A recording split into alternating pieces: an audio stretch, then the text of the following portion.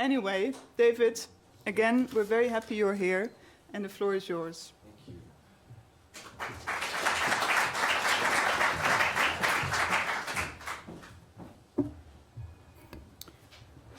Thank you. Thanks for that introduction. And thank you all for coming here tonight. It honors me that you care enough about the place that I'm coming from to have come out here and to hear these words. So yeah, like all the rest of my talks, this will be put online afterwards with professional recording equipment and all the slides. So you'll be able to share this with friends and others and kind of analyze it slowly if there's stuff you want to think back to. I don't mind if people write stuff or take still photographs, just not audio or video. It's important for me that people hear the story in its entirety, not just little clips of it in poor quality, especially because of the sensitive nature of these stories I'm going to be talking about tonight. So I don't want it to be taken out of context. It's very important. And if you can, to stay till the end. No one's going to force you. If you have to leave, leave. But if you can stay till the end, I think it's important to give these stories their due. Okay. So I'm going to speak for 90 minutes. I know it sounds like a lot. I'm going to drink a lot of water every few minutes, take a little break. So, okay.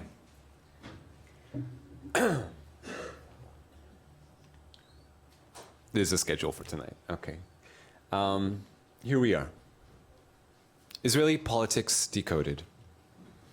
They need decoding because there's dozens of political parties. Of course, for y'all, here in Holland, this is no big thing, right? You yourselves have lots of political parties in your parliament. Usually I'm speaking to Americans or Canadians with 2 or 3 parties, so to them it's overwhelming, it's daunting. Of course, even for you, if you don't speak the local language, how can you make heads or tails of what's going on here? One of the paradigms that I've come up with to try to compartmentalize or to kind of zoom in and understand what's happening is we can say that all Israeli political parties either fall under liberals, nationalists, or religious. And of course, those are the Jewish parties, the parties that represent Jewish voters. But there's also parties that represent the Palestinian citizens of Israel, and they also can be divided into those categories: liberal, nationalist, and religious. If you're familiar with the political parties in Israel, this is how I've broken them down, so you can compare and contrast. Now, it's useful to a point, these 6 camps. It's a lot less than 10 or 12, but I think we can go even deeper. I think we can make it even easier for us to comprehend. And so I downloaded information from the government, and I requested that they send me Microsoft Excel charts detailing voting records going back to 20 years, and even votes in the Knesset, actual legislative votes going back 20 years. And with these numbers, I was able to crunch them and come up with this data. Again, don't be intimidated. I'm going to explain what all these numbers are. What you're looking at is all the parties in the previous Knesset. And I compared every party to every other party. And I asked the question, how often do the parties vote together, vote in the same way, both yes or both no? And how often do they differ from one another? When you see green, it means they agreed. They voted the same way. Those 2 parties voted the same way. When it's red, they differed. Now, the pattern I noticed was that these 3 parties, they almost always vote identically. Very, very rarely do they ever dissent. And of course, it shouldn't be so shocking. These are the 3 Palestinian parties. But what we see here is that even though these parties have very different ideologies, one from one another, but because they are operating in a context in which ethnic politics play such a defining role in the country, so as they are all representing the national minority, Palestinians, even though their ideologies are different, they end up voting the same almost every time. In fact, 1,237 times compared to 23 times when sometimes even just one person voted differently. So even marginal differences, very, very, very small amount of the total. Okay, so if we started off with the 6 camps, can we break it down even further? I argue we can. We can put all the 3 Palestinian parties into a single camp and each of the Jewish camps into one. So we're left with segregation, domination, elimination, 1. Now we've got 4 camps, or 4 sides, as I would say. These are the 4 political camps in Israel, not Jews and Arabs or Israelis and Palestinians. No, I say there's 4 sides, and these are the sides. It's easy to remember them also because they spell out the word side. So you'll remember even after you leave the hall. And they are segregation, integration, domination, elimination. So segregation, 2-state solution. Jews in one state, Palestinians in another state. Okay? Next, the integration. One state in which everyone has equal rights. One democratic state, that's integration. Domination, again, one state from the river to the sea on all the land of mandatory Palestine, but in that state, it's an apartheid state. Jews have more rights. Palestinians, other non-Jewish citizens, have less rights, fewer rights, smaller subset of rights. And elimination, also one state, but they want that state to be ethnically cleansed of Palestinians. So these are the 4 camps. Now, I came up with this, but in fact, 1 year ago, Tel Aviv University conducted a study, and they asked participants, Israeli Jews, essentially the same set of questions. They said, how many states and what kind of states do you support? And they gave them the same 4 options of 2, 1, of side, of SIDE. And what they found was this. So, I know you haven't burned into your mind the 4-camp schema or the 4-side system, but what you can easily see is that the camp that has the most amount of popular support amongst Israeli Jews is segregation, the 2-state solution. It would seem on the face of this that the plurality, the largest amount of Israeli Jews support 2-state solution, or as they described it in the poll, specifically to establish a Palestinian state alongside Israel. Okay. The problem here is that it doesn't stand probing. So, for example, when you ask Israeli Jews, because any 2-state solution is going to involve some kind of, there are details, there are specific details. Where will the border be? What will happen to settlements? What about Jerusalem? What about Palestinian refugees? All these things are issues that have been negotiated for decades now, and no one's ever come to a conclusion about them. So when you ask Israelis about the specific details of any Palestinian state, you see that as you ask more and more questions, fewer and fewer Israeli Jews end up agreeing and supporting the 2-state solution. So when you get to the end of it, less than 20%, in fact, still support that 2-state solution with all the caveats of what it must include, meaning that 3/4 of Israeli Jews actually oppose those conditions that are required to create a 2-state solution. 3/4. Now,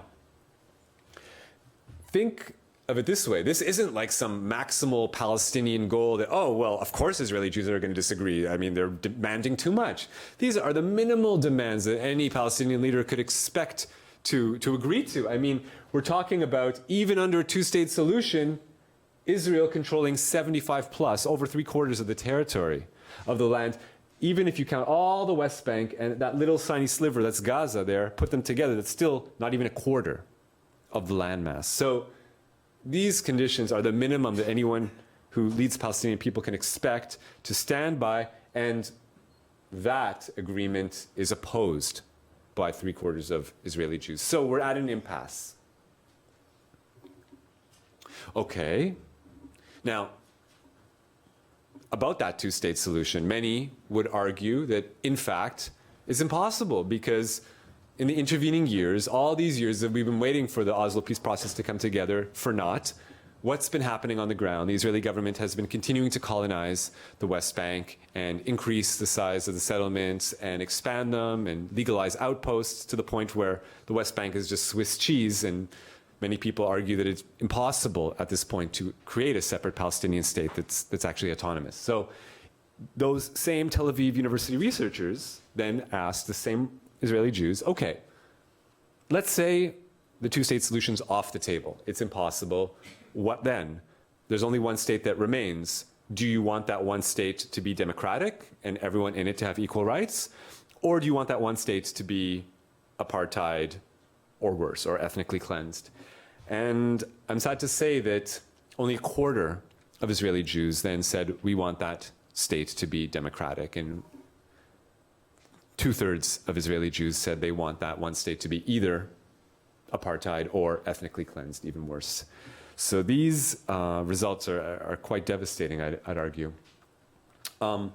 Again, That's if we ask Israeli Jews how many states they want. But we can also frame the question differently, right? Instead of asking them about states in which they tend to over-report their support for democracy and under-report their support for the alternate solutions that are not democratic, we ask them instead not how many states you want, but rather, what do you want your relationship to be vis-a-vis the non-Jewish population of the country? How do you want Palestinian people to be treated? And in fact, a Pew poll was conducted just a couple years ago on Israeli Jews, and they found that when they asked them, do you agree or strongly agree that Jews deserve preferential treatment in Israel, to be citizens plus? In fact, 78% of Israeli Jews agreed or strongly agreed with that statement. So that's support for the domination camp. And when asked, do you agree with the statement that Arabs should be expelled or transferred from Israel? Full 48% of Israeli Jews, nearly half, agreed with the eliminationist credo. So, I mean, this is horrific. These numbers are horrific. When we break it down according to my four-side formula, and we put each of those political parties in the camp that it belongs to, in my analysis, and then we look at the results of Israeli elections, that we find that these are the results. The Israeli election results almost mirror the Pew poll results, in that the largest camp by far in Israel, the most popular camp, is the domination, the one apartheid state camp. And that the second most popular political camp in Israel is the eliminationist, the ethnically cleansed state camp. So depressing to say the least. Okay, now those who have some sense of the Israeli political system might put me on pause at this point. They'll say, okay, David, interesting theory, I'll give you that much, but something doesn't sit right with me. Why is it that you've put a Machaneh Tzioni in the domination camp? Why would you say that the Labour Party, Israel's Labour Party, is in the apartheid camp? They don't claim to support apartheid. If you look at their, their internal documents published online, they'll say, no, we support a two-state solution. Fair enough, legitimate criticism, that is true. They don't say they want apartheid, but all right. It's easier for us to understand Netanyahu as an apartheid supporter. He's constantly giving us material to use. Every other day he's got a new quote. And the 50-year anniversary of the conquering of the West Bank, of Israel's conquering of the West Bank, he said at an event there, we are here to stay forever. There will be no more uprooting of settlements in the land of Israel. Okay? No shocker there. No shocker when just a couple months ago the ruling Likud party, Netanyahu's party, votes unanimously, in quote, to allow free construction and apply the laws of Israel to all liberated areas in Judea and Samaria. That's the West Bank. So, okay, no shocker that Netanyahu and his political party support apartheid. But what about cute David Ben-Gurion, so cute? How could you possibly call him an apartheid supporter? Is that fair to say this of the Labour Party? Well, it was the Labour Party in power that drove out hundreds of thousands of Palestinians in the 1948 war in which Israel was established. It was the Labour Party in power that conquered the West Bank, East Jerusalem, Gaza, Sinai, the Golan Heights in 1967, the Six-Day War. It was the Labour Party who was in power when the settlement movement began in earnest. It was Shimon Peres, the peacenik, who supported the settlements. It was Yitzhak Rabin, who was the defense minister, who crushed the bones of Palestinians in the first Intifada uprising. And, okay, admittedly, it was also the Labour Party who were in power when the Oslo peace process was initiated. Fair enough, I'll give you that. But the man who did so, Yossi Beilin, was a deputy minister working outside the system. Rabin knew nothing about it. Peres knew nothing about it. It was a separate channel that, unbeknownst to them, he was quietly negotiating a deal with Palestinians in Oslo. And as such, once it was presented to the labor leaders as a fait accompli, they said, okay, but it didn't originate from them. And in fact, just a decade later, in 2003, Yossi Beilin had realized that the Labour Party had no interest in actually implementing this policy. And so he left the Labour Party and joined as the leader of the Meretz Party. And that's the only Israeli party, the actual Zionist left, that does actually support a two-state solution. So, if there's any doubt of what I'm talking about, we can look to the present government. This is the current sitting government elected in 2015. Netanyahu is surrounded by his ministers. And in that government, you see on the right, is Avi Gabai. Okay, he was a minister in Netanyahu's government when the government was sworn in. Today, he's supposedly the leader of the opposition, the leader of the Labour Party who's going to oust Netanyahu. You know, the great white hope, please. Things he said over just in the last couple of years about settlements, they are the beautiful and devoted face of Zionism. If a peace deal is made, why do we need to evacuate? And he says about the Palestinian parties in the Knesset, we will not share a government with the joint list, period. Okay. So, he's not even willing to sit with Arab people in a government coalition. And this is the reason why Israel's political system always reaches for the right. So this is how the Israeli political system breaks down. The very, very, very bottom of the slide is cut off, so you won't see the level of detail. But my point is that these are the proportions of each of the political camps. So as you can see, the integration camp, the Palestinian parties on the left, the yellow strip there, okay? Now Gabai is saying, I'm not going to work with you under any circumstance. So I won't sit with you in a coalition. We have to cut them off. They're not considered legitimate in his playbook. So where else can he get those votes from? He needs 50% to control the government, okay? But if he's not going to get them from the left, he's got to reach for the right. So every time out, this is what happens, especially around election time. This is when the racism ramps up, when like even Labour Party leaders start making all kinds of racist statements in order to reach for those right-wing votes.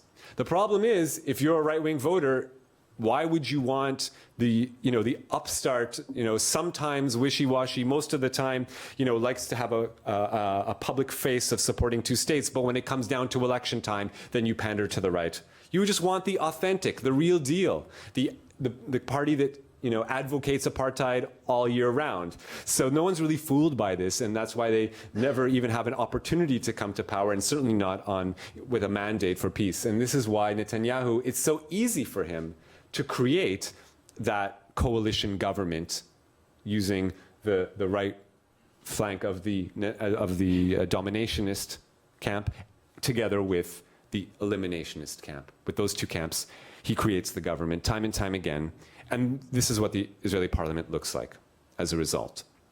So as you see on the left, the integration parties, that little sliver, that aqua-colored two-state solution, Meretz, and then the broad swath of blue in the center from the government and from the opposition, but two wings of the same domination camp, and then the elimination on the far right. So this is what it looks like. It's even more obvious when we look at it on a municipal level and we see how many cities had majority votes to one of these political camps. We see it's even more obvious geographically. We can see how it breaks down, but without going into too fine a resolution, here are, in my opinion, the slides that break it down best. So these are all Israeli elections for parliament held since 2000. And in the next coming months, we will probably see another election. But in the meantime, these are all those elections. And you notice, as I mentioned, that there are so many political parties, and it's difficult to make heads or tails of what's going on here, whose political fortunes are rising and falling, or what's going to happen next. It seems like a big mess, a big balagan, as we say.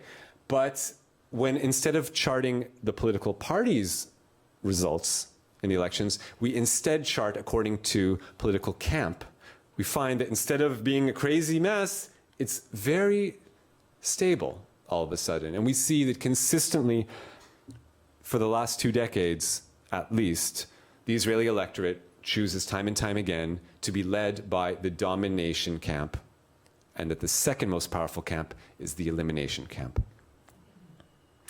The democratic camps, segregation, integration, lag far behind.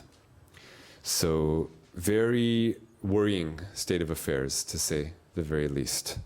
Okay, time for a quick water break.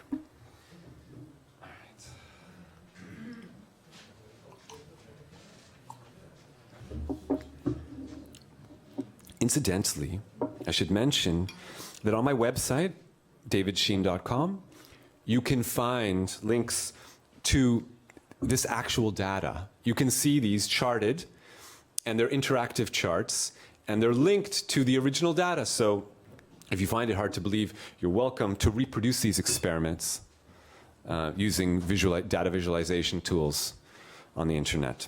And I encourage you to do so if you find this hard to believe. It's difficult to face, but these are the facts. Now, what does it look like in practice to live in a country in which the domination and elimination camps are the strongest, and those in power? Well, a couple years ago, the Israeli artist Asaf Chanukah, he illustrated this political cartoon, and what he was saying here, if it's not obvious, is that militarism is so encoded into the Israeli psyche that it's as if it's imprinted on babies when they're still in their mother's tummies, that even fetuses are militarized. Of course, he's joking, he's trying to be satirical. The problem is that this isn't satire anymore. This year, just a few months ago, an Israeli hospital actually produced this advertisement in which they appealed to people, said, well, we want you to give birth in our hospital. If you give birth to your babies in our hospital, there's a greater chance that those babies will turn out to be military heroes. So it's like satire is impossible. Reality has eclipsed it. This is where we're at. This is how far gone we are. Of course, this is just an illustration, but it's borne out by what's happening on the ground. So in recent years, we see Israeli police actually embarking on a new program to instill militarism in grade school youth, bringing police officers and police weapons to grade schoolers and letting them, try them on for size, and even doing demonstrations where they pretend to do a shootout and shoot down a terrorist, and yay, the police shot dead the terrorist, and then even sometimes taking students to firing ranges to shoot at pictures of Arabs in keffiyeh, in scarves. Now, okay. It's not only David Sheen talking about this stuff. Let's just put this in a proper perspective. This is Yosef Shapira, who is Israel's comptroller. I don't know if you have a comptroller here in the Netherlands. It's someone who's, it's an apolitical position, an official whose job it is just to ensure that the government is accountable and does what it says it's going to do, and et cetera. So he issued a report 2 years ago, and it was a report on Israel's education system. How are Israeli youth being educated? And what he found there, he wrote, I will not gloss over the state of affairs. It shows a grim picture. The state of Israel is doing very little to purge the severe phenomena of racism and hatred among youth. Worse than this, he says, over the years, the Ministry of Education has avoided taking the necessary steps for the prevention of racism. So not only is it not doing anything, it's purposefully not doing anything. Why would it not doing anything? Why would it? Well, in the last decade, Netanyahu has been prime minister the entire time, but Israel has cycled through a series of education ministers, but all of those education ministers have been Orthodox Jews. And that hasn't been accidental. It's been purposeful, very much so. And now we're going to go into a section of the talk that is the most sensitive part, as I alluded to earlier. So what does it mean for Israeli Jews to study in a system, in an education system in which Orthodox Jewry, state-sponsored Orthodox Jewry, is infused into the curriculum? So you get to school, day one, and school gives out these agenda books. Do you have them here in the Netherlands as well, where you can write your schedule for the week, for the month, and what homework assignments you have? So kids get to school, they get this agenda book, and included in the agenda book is this cartoon. Again, I don't expect you to read Hebrew. I'll break it down in English. So this is the cartoon. Brother and a sister talking. Hey, Uzi, let's play war. All right, I'll bring my soldier costume from Purim. Purim is a Jewish holiday. It's like a Bacchanalian festival, and it's like a Hebrew Halloween, kind of kids love to dress up. So he gets his soldier costume. 15 minutes later, at the end of the war. Hey, Jewish soldier. Okay, so you defeated us and took me captive. But if you marry me, if you free me, I'll marry you. You ought to. I'm really pretty. What is this? This is some weird. I mean, marry a Gentile? A daughter of the enemy? Never. No chance. No way. Wait, actually, I once learned that there is a law called Pretty Woman. What is he talking about here? This is an actual thing. Okay, all medieval religions have their weird wonky rules, but this is an actual thing, and it's not just past tense, it's very much present tense, because this rabbi, Eyal Krem, when he was asked, it's common for Orthodox Jews to pose questions to leading rabbis saying, what should I do under this circumstance? What's the law that I should follow? And so when he was asked, straight up, quote, is it allowed for an IDF soldier to rape girls? I mean, that's what it would seem from this law in the Talmud, this pretty woman law. Is this in fact true? He responds, the Torah permitted the individual to satisfy the evil urge. So yes, Jewish soldiers may rape non-Jewish women during wartime. Now, after he made this statement, he was made chief rabbi of the Israeli army of Jewish soldiers. Worrying isn't even the word. And again, it's not just one, it's not just some, one rabbi in the middle of nowhere that no one knows about. No. Shmuel Eliyahu has been the chief rabbi of the holy city of Tzfat for 30 years. He makes a big fat paycheck from my tax money. And what does he do with it when people come to him for his sagely wisdom? And he's asked, I should also point out, you know how it goes. He's a chief rabbi, the son of a chief rabbi as well.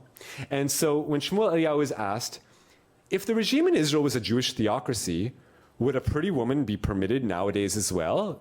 If we succeed in creating this Torah state where there's no separation between state and synagogue, then would we also still be allowed to rape non-Jewish women in wartime? Where is the respect for women? So women are war booty?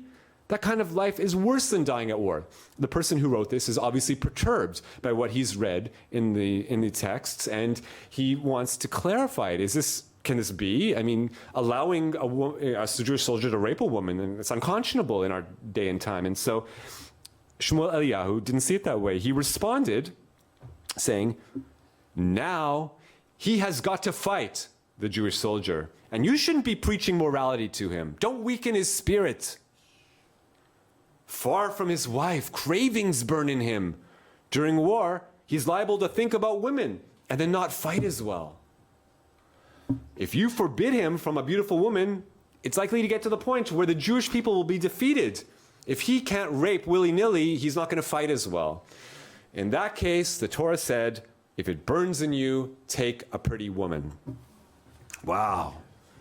This is an indictment, if anything. And again, he continues, he goes to say, well, I mean, that's all good and theoretical. That is the law. But really, who's putting it into practice? Today, Jewish men have no desire for Arab women.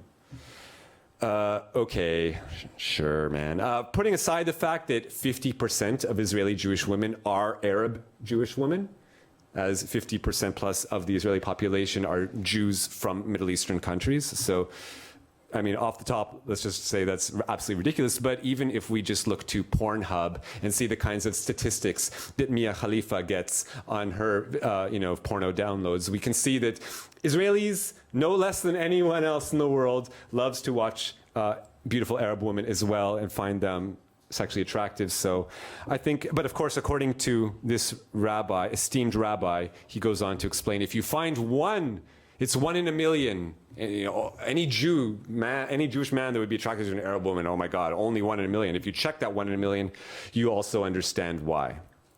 Okay, well, I'm not asking your advice, but it's very instructive that these are the kinds of messages that come from our state-sponsored religious officials.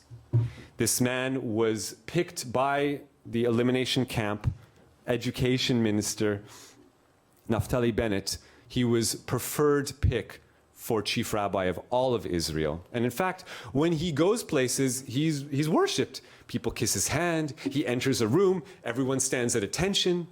This is the kinds of respect and adulation that he receives in Israel. This photograph in which he was receiving a standing ovation is just from a couple months ago at an official government education conference, government conference on education.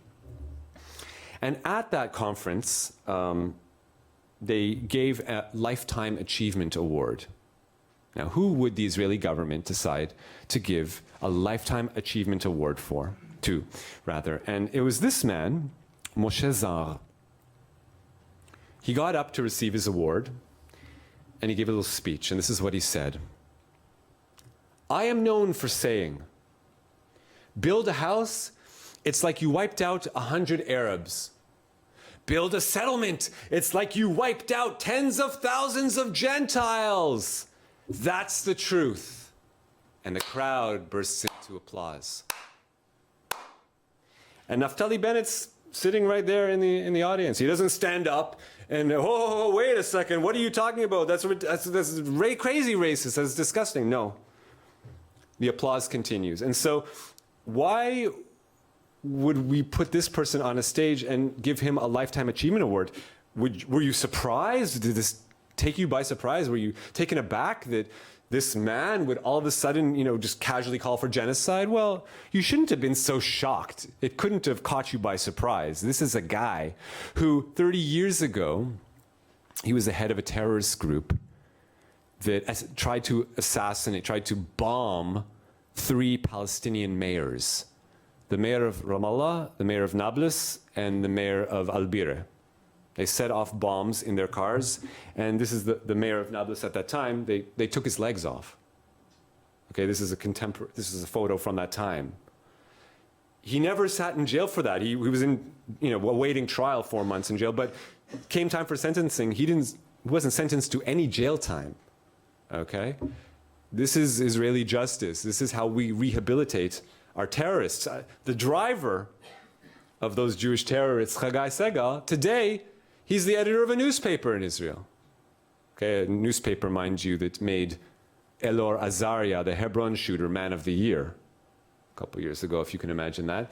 And it wasn't only them, also another of the Jewish underground, so-called Jewish terrorists of the early 80s, Yehuda Tzion, another settler who here is photographed with Shimon Peres, of all people, planting a tree in a settlement of Foix. But Yehuda Tzion, in the 1980s, he plotted to actually blow up the Dome of the Rock. All right, so his plan, he actually amassed explosives and got architectural plans and plotted it out. And the idea was that it was stopped in time. Israeli forces managed to catch him in time. But his idea was to explode the Dome of the Rock. Now, obviously, this has great meaning for the Muslim world. This is considered the 3rd most important shrine in Muslimdom, but it's also a very potent symbol of Palestinian nationalism, even for non-Muslim Palestinians, because it's like the last little piece of Palestine in which Palestinians have some measure of autonomy there. In any case, it's also the most beautiful piece of architecture in the whole country, and he wants to explode it, or did at that time. Now he has a different view of it. I mean, he did serve in jail for about 5 years. That was back in the day. Now he's out, and now he's back on the Mount, next to the Dome of the Rock. Once again, what's he doing there now? Well, he realizes that he's in the limelight a bit much, so he can't himself carry out those explosive plans. But what he does is he hopes to convince enough Israeli Jews to demand that the government do so. And so he's one of the leaders of the Templar movement. He, pictured here, gets sheep And his idea is he doesn't want Jewish people to pray to God anymore. He doesn't want them to supplicate to Yahweh, to Jehovah, and offer their prayers up. He wants them instead to revert, to turn time back 2,000 years. He wants Jews instead to sacrifice animals to Yahweh. These are photographs that I and my colleague Dan Cohen took. So this is Yehuda Etzion being helped by an Israeli police officer hold down this, and they conduct these rituals now every year on Passover.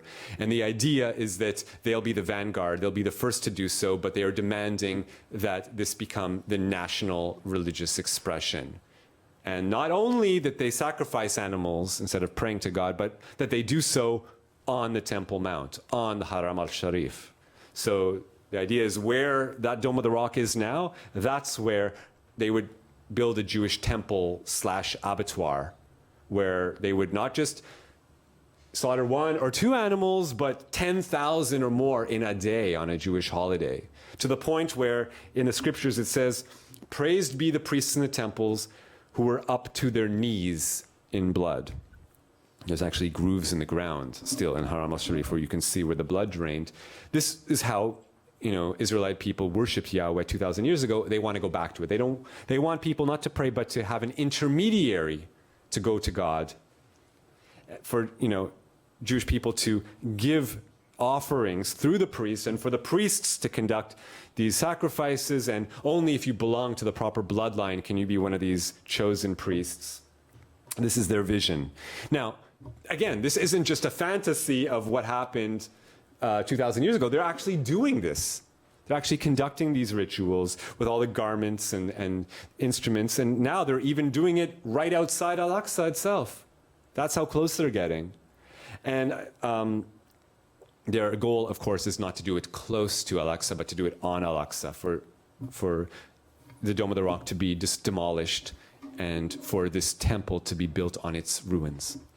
That's the plan.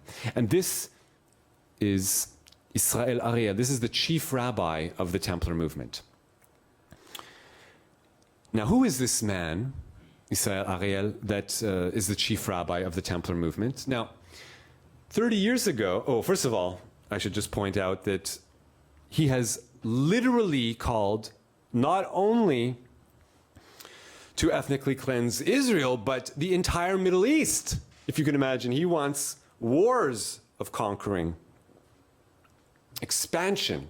He says, and again, this is all online, I recorded it, uploaded it, it's there for anyone to hear. Unfortunately, me and my partner Dan Cohen were the only journalists who cared to listen, but these are public events. I'm not sitting behind a computer saying what I think because I read it somewhere. I'm going there down to the events itself and recording these people saying these things, okay? So make no mistake about it. He says, we recorded him saying, "We will conquer Iraq, Turkey, we will get to Iran too. The mosques and the Christian spires and their crosses come down in every place we conquer.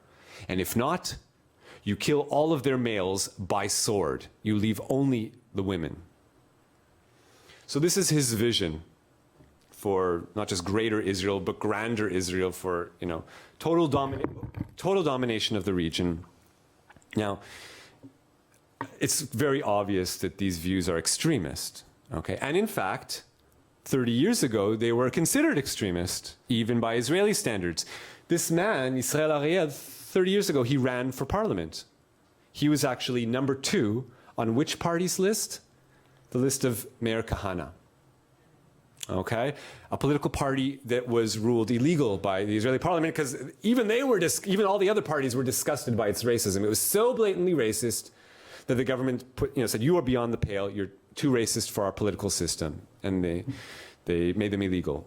But if 30 years ago he was too racist for the parliament, today he's just right. Okay, another photograph I took of is being given a standing ovation in the Israeli parliament, in the Knesset, and this man is now considered someone who's someone to revere. He even received the Pras Yerushalayim, the Jerusalem Prize, from the mayor of Jerusalem, Nir Barkat. So This is how far the Israeli political system has shifted in recent decades, from too far gone to just right, just racist enough for our taste. Now, at this point, I can only imagine that some of you may be very shocked and very disturbed. I've also not only been talking about militarism, but I've been talking about religious extremism.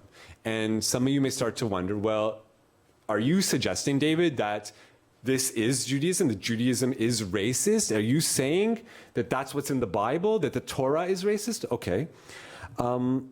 Let's have a closer look then. Let's talk about the Bible itself and what's in there and what isn't in there and what we can glean from it. Another quick drink of water.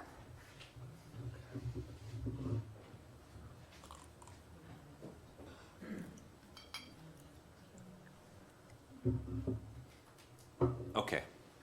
First of all, this isn't written by God, so in any case, we're not perceiving the thoughts and feelings of God by reading these words. They're written by people. They're written by various different people in different periods of time, each of them with their own set of interests. But, you know, the British people have Shakespeare and Jewish people have the Torah. This is our literature, you know, this is our literary heritage, and I believe we should treat it as such, not as an instruction manual, and definitely not as a history book, which it's very far from. So we're not looking at these incidences as actual literal stories, but we read them for what they are, which is what is the kernel of the narrative in the Torah, in the Bible. And I'm sure, you know, people growing up here, you mentioned Dutch church tradition, so I'm sure some of you know these stories, but very, very briefly for those from a completely secular background. The kernel story, the nugget in there, is that the Hebrew people were, according to these legends, were slaves in the land of Egypt for the Egyptian Pharaoh. And they labored for him. And then one day, the leader of the Hebrew people, Moses, and his brother Aaron, they came to the Pharaoh and they demanded, let my people go, allow us to be free. And Pharaoh refused, but then Yahweh, or Jehovah, said, okay, well, if you refuse, then I'm going to punish you and I'm going to send plagues upon you. And so he sent the plague of blood and the plague of frogs and all the other plagues. And finally, eventually, Pharaoh broke down and said, okay, fine. All right, I'll allow you to go, get out of here, leave. And so the Hebrew people, the Israelites, left Egypt and they crossed the Red Sea. And then they wandered through the desert. And in the desert, Yahweh provided them with food, provided them with water, and then brought them to a mountain in the desert, Mount Sinai. And as they assembled there, Moses went up top, and supposedly, according to the narrative, he communed with Yahweh, with God, and God gave him the laws, his laws, in the form of these 2 tablets. And then upon receiving these laws of God, supposedly, Moses then walked down the mountain and saw this sight. He was outraged to see, according to the text, that the Hebrew people were worshiping a golden calf. So far, we're on the same page. People have heard this story before. Okay. Now, that's the legend.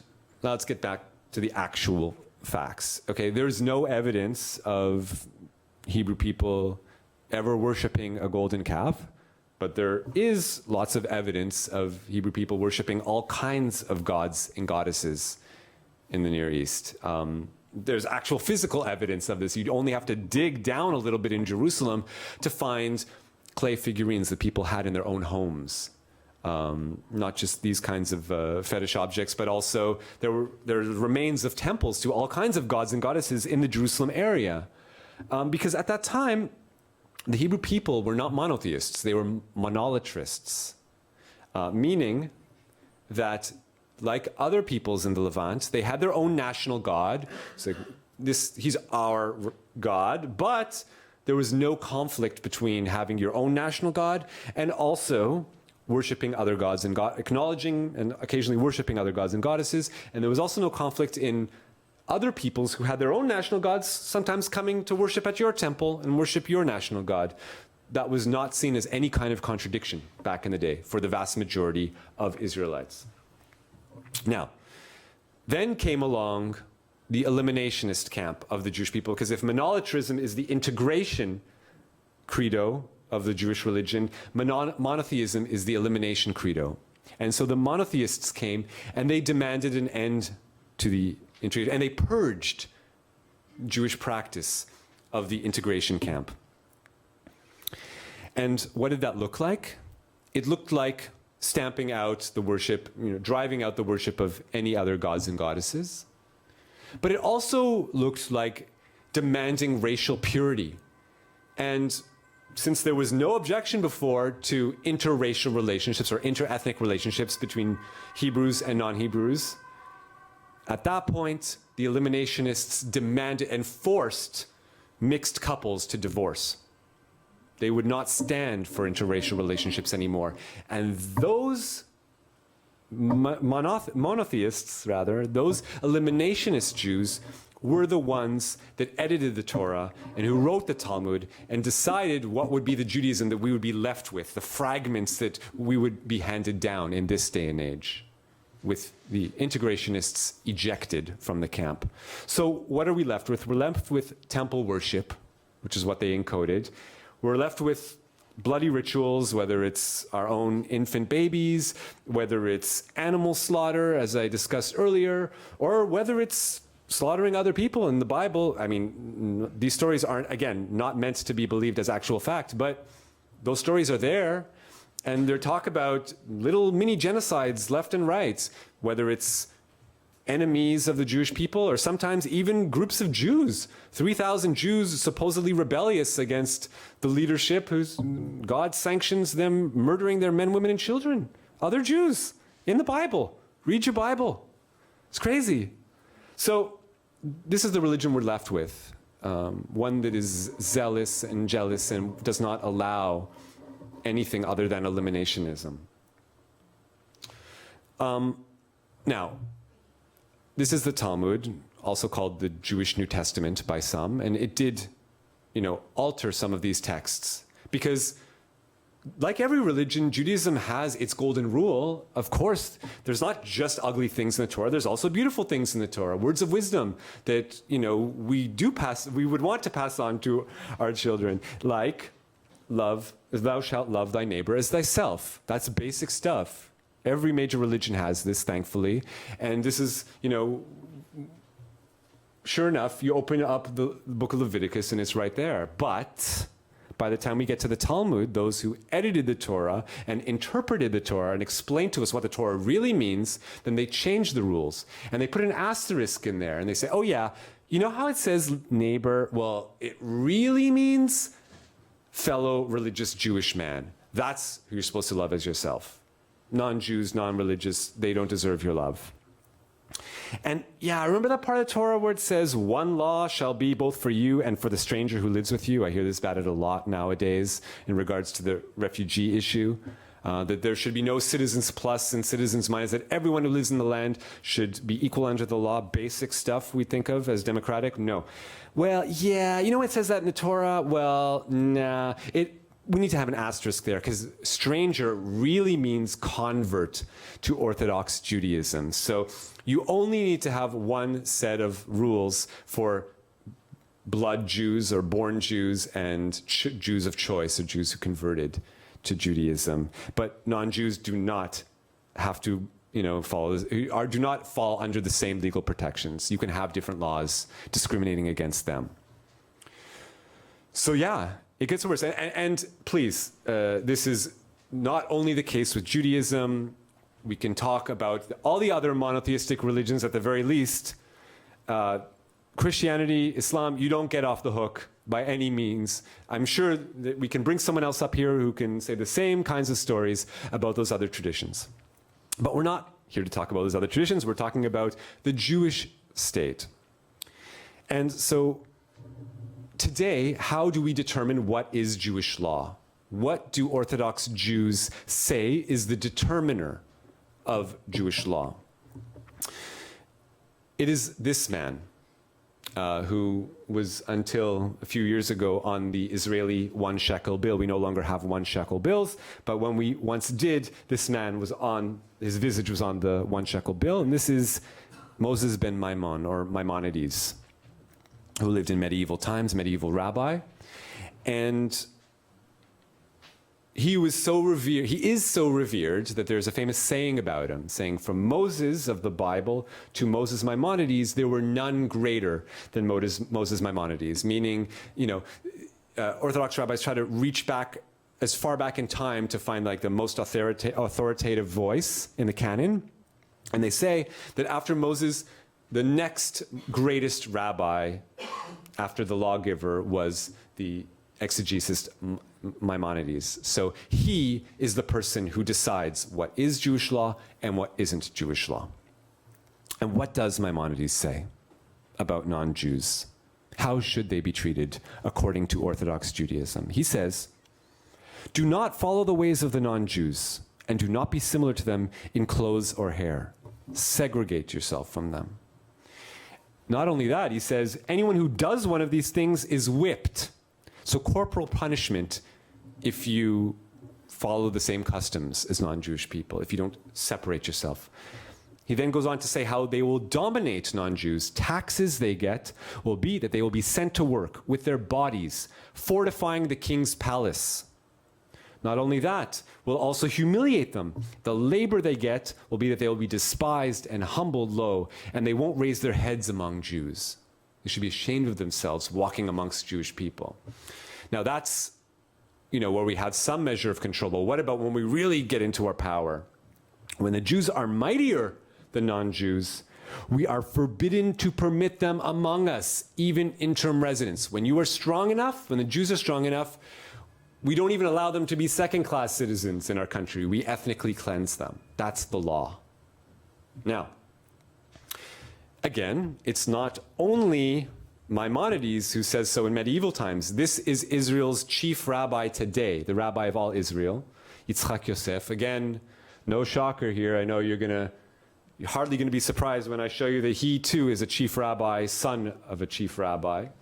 But now he is the current chief rabbi, and he said a couple years ago, according to Jewish law, it is forbidden for Gentiles to live in the land of Israel. Straight up. Again, I actually believe in free speech, even for the most racist people. I think that he has every right to express his views. I just don't think he has any right to do so when I'm paying his salary.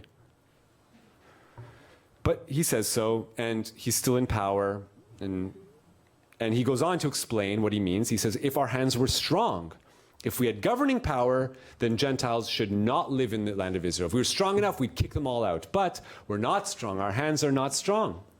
We are waiting for a righteous Messiah, and then they will do this. Then they will kick out all the non-Jews. Okay, that's worrisome. So if all they're waiting for to commit this ethnic cleansing is for their Messiah to come, then when does the Messiah come?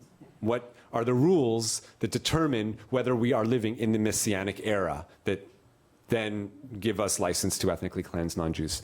And it's different than what you'd think. I mean, you'd think, oh, the Messiah, it's some incredible spiritual connection, someone who's floating on the air and has magic powers. And I mean, in some other traditions that may be the case, but again, we're talking about the Jewish tradition, and according to Maimonides, it's actually nothing like this at all. It's very, very simple. Maimonides says that the only difference between today, or his time when he was talking, and the Messianic age is only two things, only two requirements needed. They are two. One, returning to the land.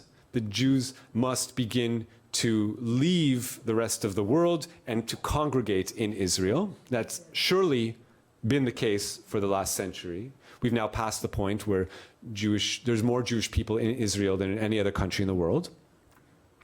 So that condition has been satisfied, check. And the second condition is that Israel must dominate other nations. And you don't need to be a military expert to look at the political map and see that the Israeli army is the strongest in the region, It is a regional dominant power, one of the strongest in the world, one of the largest arms exporters in the world.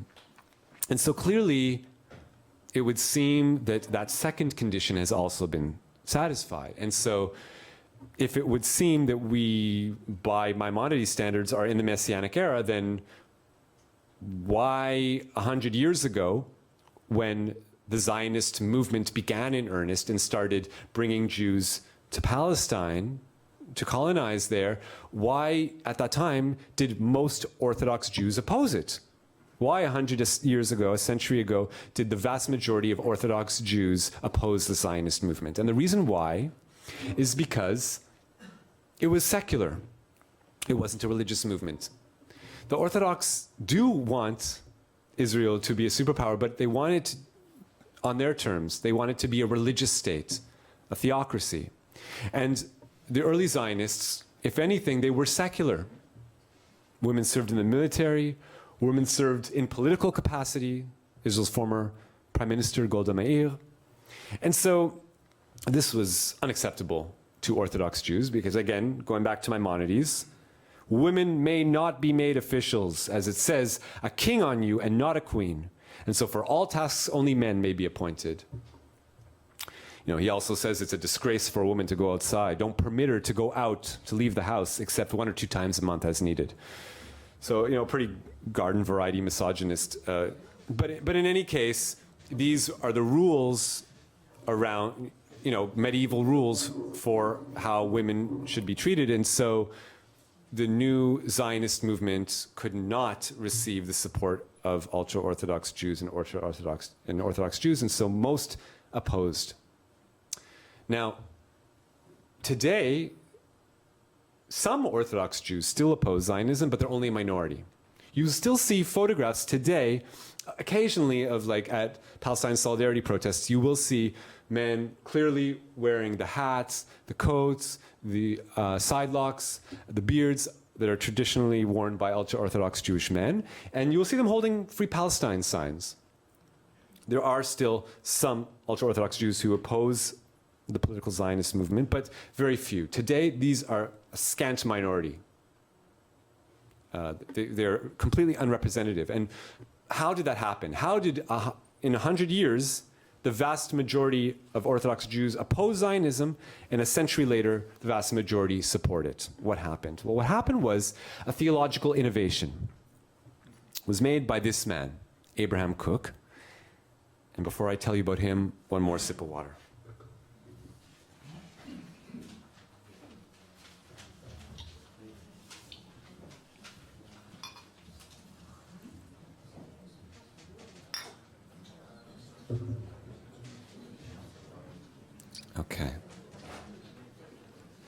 Okay. So we're in the tail end of the presentation. Still a few more things to tell you, but we're getting close to the end there. Don't want to leave you hanging, but a couple more stories to tell. One of them is this man. How did we get to the point where today most Orthodox Jews support Zionism, the Jewish state in Israel? And so this man, Abraham Cook, he was the chief rabbi in Palestine a century ago.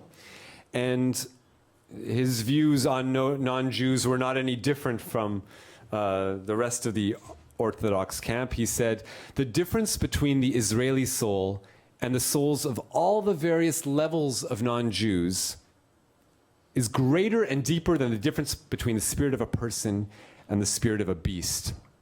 So you non-Jewish people in the audience, you're so low, you're so vastly different from us Jews that the gulf between us is much greater than the difference between you humans and other non-human animals. So it's a major miracle that we can even communicate, you lower life forms. But I've decided to suffer your presence for a couple hours just to get through the lecture. Of course, it's dark humor, but this is an actual quote. Every single thing I put up on the screen can be independently verified by yourself by when the video comes out, just screenshot it and type it into Google and find out if I'm not right. In any case, his views were not outstanding on race relations, let's just say, but where they stood out were in, again, the theological arena, in which he proposed something called the concept of Chamoro shel Mashiach, the Messiah's donkey. This is what he said. He said that transformed into the shofar of Messiah, Hitler and their ilk are awakening redemption. What does he mean by this? What's he talking about? Okay. This, just as right now, those amongst you who are Christians or even secular celebrators of Christmas, you're maybe sending Christmas cards to your friends and family. So also on the Jewish New Year, we Jews do this too. We send greeting cards to each other. And this was a greeting card that was quite popular amongst Jews to send on Happy New Year 100 years ago. And here it depicts the traditional Jewish understanding of the Messiah to come. Okay. Now, according to this formulation, the old man is the Messiah. He's riding on a white donkey. According to legend, that is how the Messiah will enter Jerusalem. And in front of the Messiah, leading the donkey, is an angel with a shofar, the ram's horn, that is like a clarion call, calling out, announcing the arrival of the Messiah. And so now, Rabbi Kook, the chief rabbi in the land of Israel, is saying, okay, you know that shofar? Transformed into the shofar of Messiah? That's Hitler. They are the ones that are awakening redemption. That anti-Semitism, those inquisitions, those pogroms, those murderous anti-Semitism, hatred of Jewish people, that is the clarion call announcing that the Messiah is coming. Okay, so the angel is Hitler, according to Rabbi Kook. The Messiah is the ultra-Orthodox camp, the elimination camp. Okay, and they will come to power how? On the backs of the secular Zionists, the domination camp. So, until that point, as I said, the vast majority of ultra-Orthodox Jews opposed Zionism, but he said, no, there's no need. True, we don't want a secular state, but all we need to do is wait for them to do all the grunt labor. Let them come, they'll clear the fields, they'll build the roads, they'll expel the Arabs, they'll create all the institutions of the state we want, and once they've done all the work, then we will ride in on the back of the donkey. We will inherit the country from them and then lead it, and from that point, we will turn it into a theocracy that we want. So once he crafted this theological loophole, then gradually many Orthodox people were swept up into this theory and began to support the Zionist project. Now, of course, this project was pilloried by socialist Jews at the time, who in the New York City newspaper, the Große Kundis, they illustrated that same vision of the Jewish Messiah, but instead of coming in on a donkey, coming in on a cannon, supported by militarism, saying this is ridiculous. According to our Jewish tradition, he's supposed to come in on a donkey. Now you're saying that the Messianic age will come thanks to militarism and nationalism? No, not for us. But this idea took hold and became popular. And it paid off rather well, because if we think about before the Holocaust, I mean, Jewish people had always supported education in the community, and had always sent some of its brightest minds to study at religious seminaries, and so at yeshivot. But at any one time, there were only ever in all of Europe, there were only ever 4,000 students or so at any one time studying in a yeshiva, where they would just study Torah and Talmud all day. And that was only temporary. It was only for maybe 3-4 years, just like you'd go to university, do a bachelor degree, and then go into the workforce. That's what European Jews did throughout their existence. They did support education, studying their own texts, but it was only for a few years, and then they went into the workforce. But once we have the fusion of nationalism and religion, and we have not just orthodoxy, but we have state-sponsored orthodoxy, once they cut a deal with the founders of the state, now this has ballooned to the point where you have 160,000 people in Israel who do not work, who spend all day just, arguing over the minutia of legal, loopholes in the Torah and the Talmud, and, are paid salaries by the state. And of course, that kind of political power that they wield, what we've seen in recent years is now because of this sick fusion of nationalism and fundamentalist religion, we find that the views of Meir Kahane, the founding father of Israel, of what he wanted to become Israeli fascism, this man has become a martyr in Israel, a visionary of sorts, and his ideas they're receiving a renaissance. And so now you have, if you can imagine this, chief rabbi of Kiryat Arba, the Jewish settlement in Hebron, outside Hebron. So Dov Lior, he's a supporter of, an acolyte of Meir Kahane, praises him and organizes memorial services to remember his heritage of hate. So Dov Lior founds groups to carry on the Kahane's legacy. And then who do you think supports Dov Lior? He gets contributions from this man, David Friedman, the American ambassador to Israel, gives donations to Dov Lior, this Kahane's creep. Okay, so the American Jewish elimination camp is funding the Israeli Jewish elimination camp. We see it so much so that when David Friedman is he's in Israel, and he comes to visit a religious seminary, and they present him with a beautiful photograph as a present, and you can see, grinning from ear to ear, couldn't be happier. You look closer at the photo, you see, is that temple/abattoir that the eliminationists want to build instead of Al-Aqsa. Instead of Al-Aqsa, he wants a temple. And he's grinning from ear to ear. This is what he wants.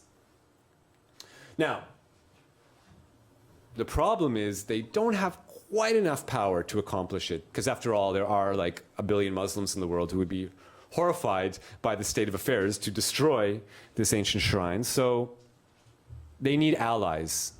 It's not enough for the Jewish eliminationist camp to coalesce. They need support from the Christian eliminationist camp. So who does the American government get to give a benediction at the opening of the new U.S. embassy in Jerusalem? None other than this man, John Hagee, the head of the largest Zionist organization in America, the Christians United for Israel, 5 million members. They are the most powerful Zionist organization in America, and according to Benjamin Netanyahu, Israel's best friend.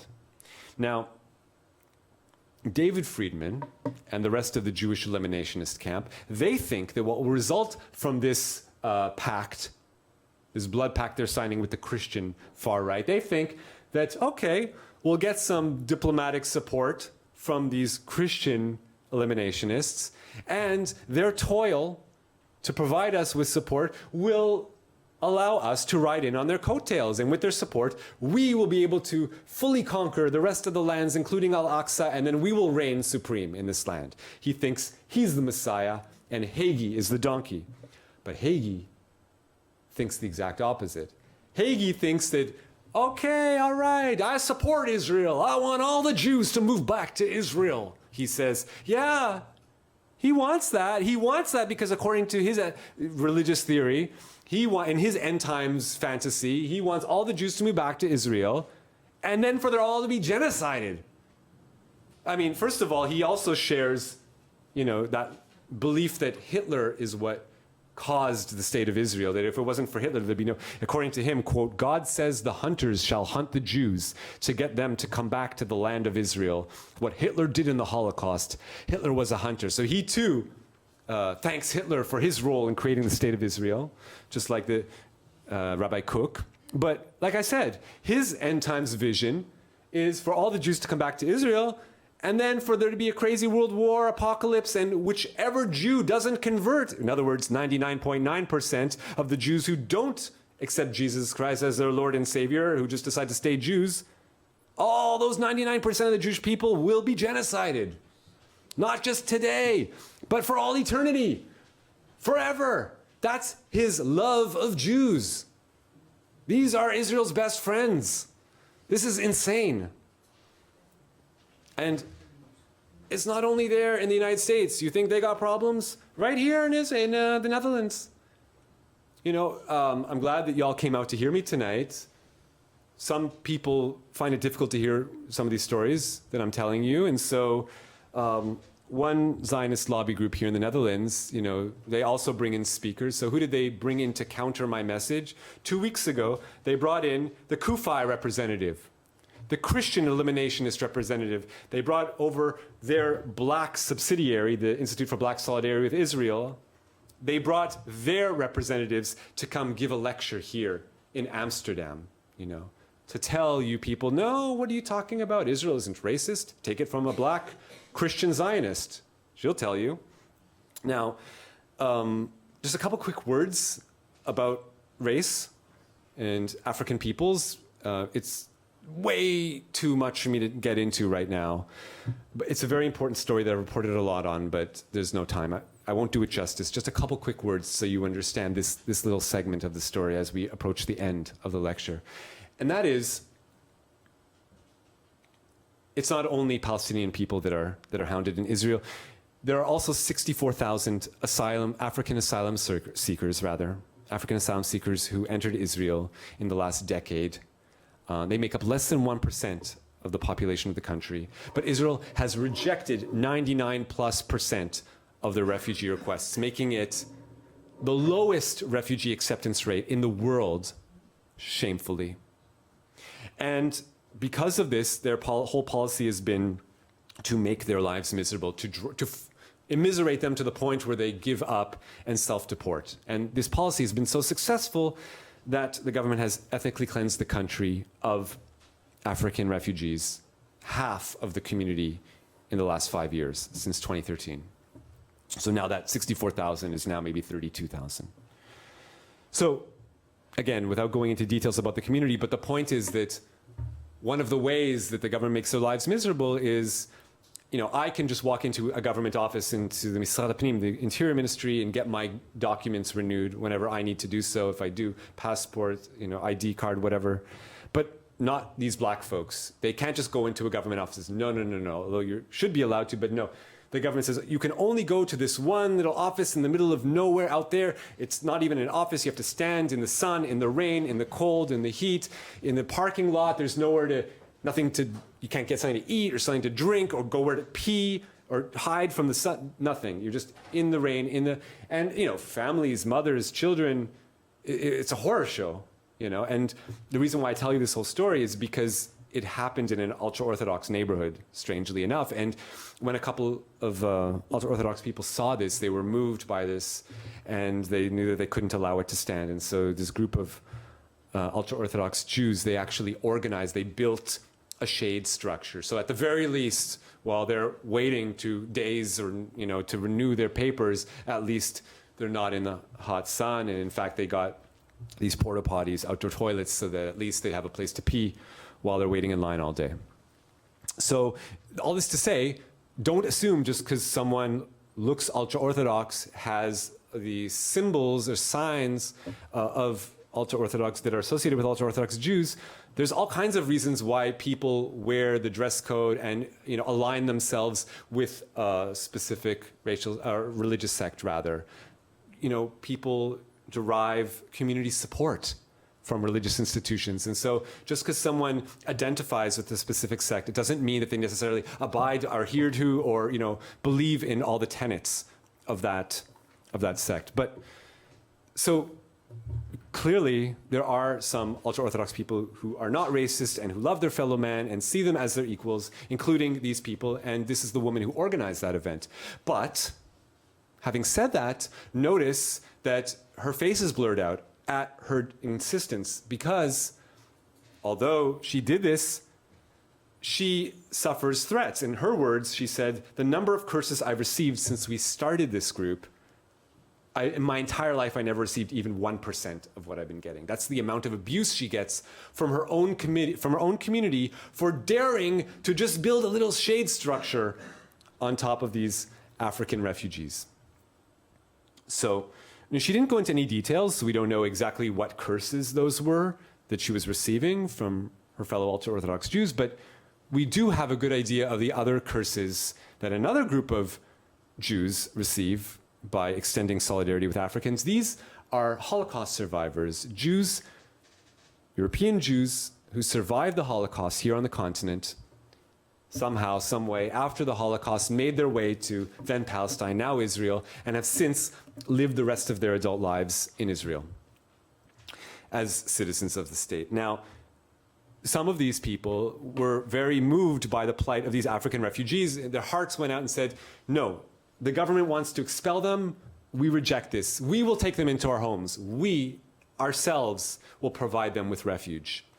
And it was a noble effort. I applaud them for doing so. But when the media, the Israeli media, reported on this effort by Holocaust survivors to take in refugees, these are just a sample of the kinds of messages that they received, the kinds of responses that Israelis wrote in their own names connected to their own social media accounts. They write, in the Holocaust, I bet their parents helped the Germans. Get the hell out along with them. We don't lack for Jew haters in this country. Too bad with them, Hitler didn't finish the job. I wish upon you an ocean of venereal diseases. May you experience rape and violent attacks. May an infiltrator split your body in half.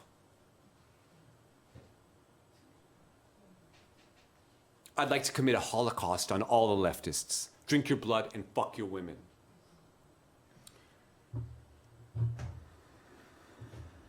I don't even know what I'm supposed to say at this point. It's too disgusting to even find words for.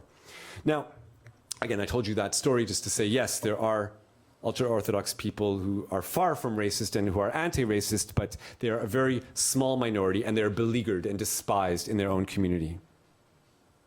Now, we talked about Palestinians, we talked about African refugees. Would you believe it? There is another group of people that the ultra-Orthodox despise even more, or that the leaders of the ultra-Orthodox community hate even more. Could you wager a guess? Anyone want to throw out any ideas? Women. Sorry? Women. Women. Okay, that's one suggestion. Any other? Homosexuals. Homosexuals. Any third guess from the audience? Non-religious people. Secular people, non-religious people. Okay. All decent attempts at an answer, but in fact, it's another group. And I'm going to give you some more hints. Maybe these additional hints will help. So it's not women, queer people, or secular people. Here's some hints. This is Israel Eichler, a member of the Knesset for one of these ultra-Orthodox parties, eliminationist parties. And this is how he is, in Knesset, described these folks, this group. Jew haters. Support anti-Semites in Europe. They are worse than the Arabs. They're mentally ill. They're heretics. They're assimilators. Any other guesses about what group of people I might be referring to? Quote-unquote self-hating Jews. Okay, there's a guess, self-hating Jews, so-called. Any other guesses? BDS supporters, so dissidents, people who disagree with the nature of the government and its policies. Any? Would you believe it? It's not that either. I'll just show you that it's a religious group, in fact, a religious minority in Israel. And here is one of their places of worship that, as you can see, some eliminationist camp folks went out and scrawled graffiti on their place of worship, on their house of worship. And they also left behind knives inscribed with verses from Maimonides, no less, in which he wrote, "The laws of murderers, the heretics, they worship gods foreign to Israel. It is a commandment to kill them." And they even left placards with the names of those religious leaders that they call to kill. And I'm talking, ladies and gentlemen, about these religious leaders, this religious community, Reform Jews. So what is Reform Judaism? Just like in Christianity, there's all kinds of different different sects of Christianity, Catholicism, Protestantism, et cetera, et cetera, et cetera. And also in Judaism, there always have been different sects. And today, too, we have different sects.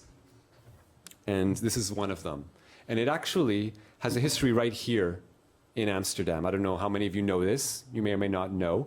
But this is, well, you surely know what Amsterdam might have looked like from your history books. But in Amsterdam, a couple hundred years ago, at a time when the whole continent was going through like a Enlightenment phase, and people were questioning their commitments to religion of their forefathers.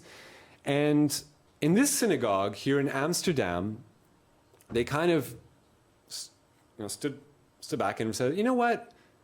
Now I can be a citizen of the state, and I can start to see Christians as fellow Dutchmen, just as I am, a Dutch person. They are Dutch people, and I don't want bad things to happen to them. And maybe it's not so nice when every Saturday in synagogue we say this prayer that calls on God to revel in their destruction. He will execute judgment among the corpse-filled nations, crushing the rulers of the mighty land.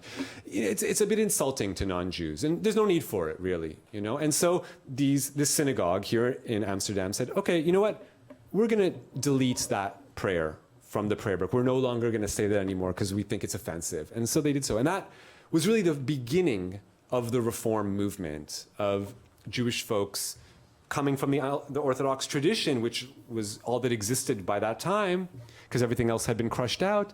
But them saying, no, we need to, keep the baby, but throw out the bathwater. There's bathwater there that could go. And so this is one of the leading rabbis of the Reform movement in its infancy. And Abraham Geiger, he said, quote, "The Torah, as well as the Talmud, should be studied critically."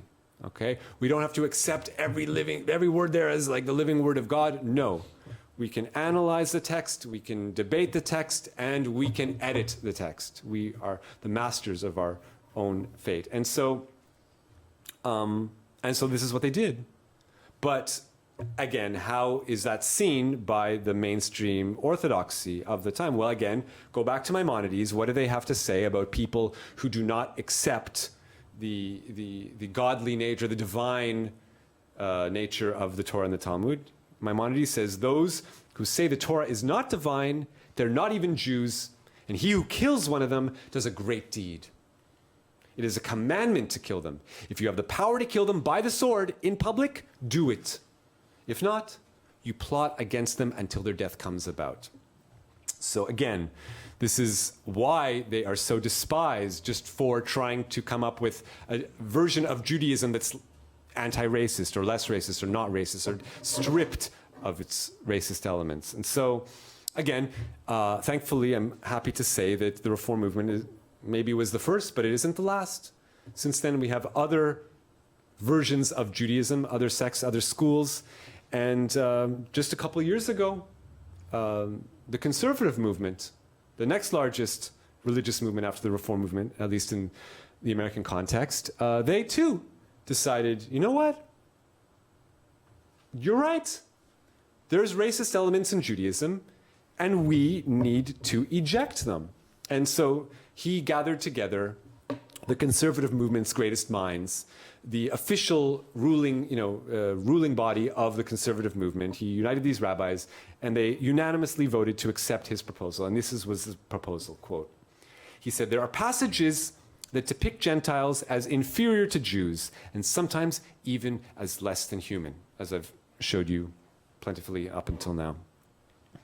Many of these can be explained as reactions to cruel treatment of Jews by non-Jews." Okay, you can kind of understand some of it. If someone has experienced so much anti-Semitism in their lives, it's easier to understand, not justify, but understand why such a person could develop negative feelings for all non-Jewish people. Okay, but some, however, go far beyond that, he says. So, yes, we can understand why people who went through the Holocaust, for example, or people who have family who went through the Holocaust, or, have such antagonism, or develop antagonism, and develop revenge fantasies even. The whole, Quentin Tarantino, Inglourious Bastards, the idea of bashing Nazis over the head, traveling back in time to do so. I mean, yeah, I can easily understand why, you would fantasize about doing that, but you don't then turn that fantasy into a religious edict, And so in Israel in the 1960s, there was actually like a whole series of semi-pornographic adventure novels that were essentially, kind of sexualized Nazi revenge stories. That was very. So I do get it. Okay, yes, I also have imagined fighting back and killing antis. But again, we don't generalize that to the 99.9% of the world that is not Jewish. That is insane. And so the conservative movement, again, identifies that sadly has been the case in Orthodox history, and we are now turning a new page. He says that we reject the ideas found in Jewish writings that consider Jews to be inherently superior to Gentiles. These concepts shouldn't be considered part of accepted Jewish belief. They have no right to be part of Judaism. It is forbidden to murder, rob, cheat, deceive, or otherwise harm a non-Jew. All rules discriminating against Gentiles are no longer authoritative. They are intrinsically immoral, he says. And the laws intended to keep Jews from contact with idolaters are no longer valid. So against the eliminationist credo, against the dominationist, against the segregation credo. So I'm very happy that the conservative movement had the courage to come out and explicitly state that they are rejecting those racist laws of the past. But at this point, this idea of Judaism can be reformed isn't only dangerous to the Orthodox. It isn't only the purview of the eliminationist camp. At this point, even the domination camp despises the Reformed Jews because they are suspect of not sufficiently despising the Arabs. Because they don't hate the Arabs and the non-Jews enough, we don't know if we can trust them. So this is Yariv Levin. He's Israel's tourism minister. His job is to bring people and Jews from all over the world to visit Israel. But what does he say about American Jews? Reformed Jews in the USA are a dying world. They will be irrelevant within 2 generations. He's pining for the time when there will be no more Reformed Jews left. Of course, Reformed Jews are actually the largest percentage of Jews in America that belong to any denomination. And Orthodox are actually only 10% of American Jewry. But he is putting all his money on Orthodoxy, and he's counting the days until Reformed Jews don't exist in his mind. Why? Why does he despise them so? Because, he goes on to say, miscegenation occurs there on a massive scale. I know not everyone in the room is going to even understand that word, and I guess that says something about this country, thankfully, but that miscegenation is a pseudoscientific word, which is like a whitewashed way of saying race mixing. Okay, romantic relationships between white folk and black folk, or Jews and non-Jews, that's miscegenation. It occurs there on a massive scale in America. A so-called reform rabbi weds the daughter of Hillary Clinton and no one condemns it, thereby legitimizing it. Like, this is the enemy to him. Like, the rest of the room, I assume, sees this as, oh, Romeo and Juliet, star-crossed lovers, how sweet, love conquers all, But to the Israeli government, this is, everything that they want to prevent. Racial purity. Now, if it was only the right wing, nicha, okay, could understand it. But even the so-called centrist wing of the domination camp, even Isaac Herzog, who is the leader of the Labour Party for the past 5 years until Avi Gabay took it over, the leader of the opposition, so-called. On his last day as leader of the opposition, he says, it's an actual plague. I saw my friends' children married or coupled with non-Jewish partners. Listen, it's every Jewish family in the US. And we're talking about millions. There must be a campaign, a solution. We have to rack our brains to figure out how to solve this. Okay. Jewish people and non-Jewish people loving each other is a problem that he has taken it upon himself to solve. This is how sick it gets by the great white hope of the Labour Party. Bichyat. So, of course, it wasn't really any shocker for a student of history. That was the Isaac Herzog of today. His grandfather, Isaac Herzog, was the chief rabbi in Palestine in the 1930s and 40s. And at that time, he too was disgusted by miscegenation, what little it occurred. And he wanted to, turn the time back to medieval era when rabbis would send out thugs to cut off the noses of Jewish women who were suspected of dating non-Jews. So he decides to create a committee to protect the dignity of Jewish women, or the purity of Jewish women. And they made lists of which Jewish women, in her words, Yudiot Nesuot La'aravim, Jewish women married to Arabs. They compiled files on them. And then commando groups would go out, hunt those women down in their places of work, in their places of residence, whatever. And in the words of one of these men, describing what he did, upon catching one of those girls, they would flip her upside down and pour hot pepper into her vagina.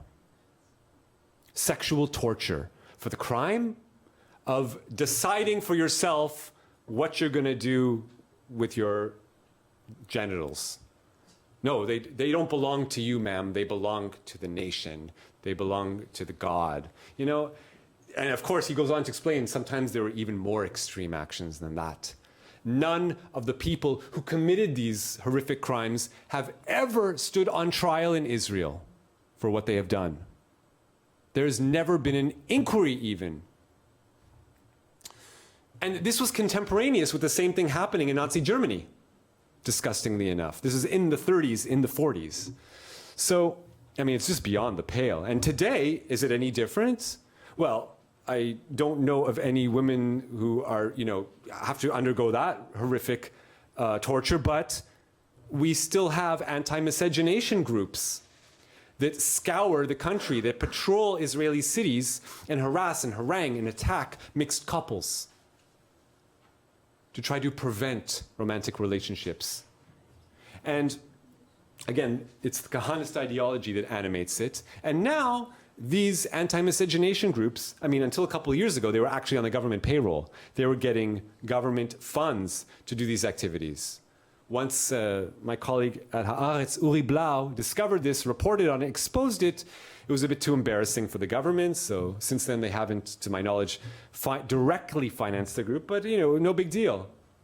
Instead of Netanyahu himself funding Lehava, he just gets Nili Falik, who is his number one funder. The family that funds Netanyahu's election campaigns, his number one financier, so she became the largest financier of Lehava, the funder of that miscegenation. So Netanyahu's bag woman is essentially now has become the bag woman for Lehava, the funder of Lehava. We're right at the end of the presentation. I'm not going to keep you here any longer, but I don't want to leave you in this, at this really, really low point. It's true. We're in a very, very, very, very horrific predicament.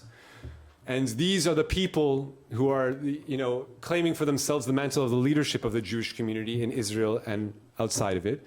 But thankfully, she's not the only one who's speaking out. There are other voices, like this man, popular author, an American Jew, wrote the Yiddish Policemen's Union, excellent novel, and he gave a speech this past year at the Reform movement when its graduating class of rabbis received their diplomas from their academy.